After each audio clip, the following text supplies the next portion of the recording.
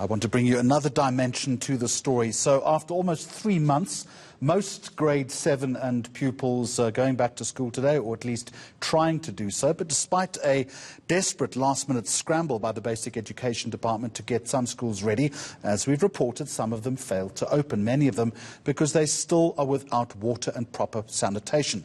For a perspective on what I assume has been a tricky day, we have one key stakeholder in the process joining us now, the National Association of School Governing Bodies General Secretary, Matakanye Matakanye. Good afternoon to you and welcome. No doubt you've been on the telephone today to many of your constituents. What is your day one assessment? Thank you very much, Jeremy, and good day, all your listeners. Yeah, I've been on the phone, I've been on the ground, and I'm still on the ground now. But however, the schools that we have gone to, then children have returned. Well, just last school, where 2 children were not able to return because of the comorbidities. And we will discuss this with the minister to say what is it that you do in terms of these children who have got comorbidities, and then so that we give them ideas of really what is going to happen.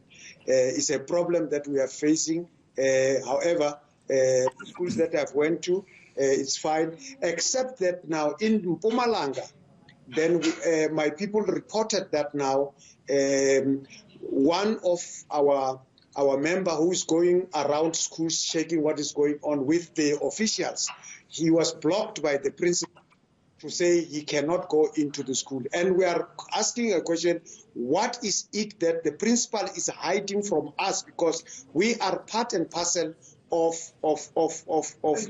education, and we want to know and we are supporting them in terms of now supervising so that we know the problems and we know where to supervise. So I don't know why our member was blocked. All right. And Mr. Matakanye, we'll circle back to you on that the moment you have more information. What I do want to know is one of the big issues, as I've just mentioned, some schools without water and sanitation, and obviously the delivery of personal protective equipment. Again, what have people on the ground been telling you today? Well, we are still collecting a report. We have not yet collected the report. During the day, probably then we'll know that how many schools returned, and then those schools that have returned, whether there were water, there was no water, sanitation, there was no sanitation, whether the mask or what, or the PPEs generally, there were PPEs in schools, and we don't have stats up to now, but our people are on the ground to take out those. But what we know is this, yes, of course, there were schools that do not have water.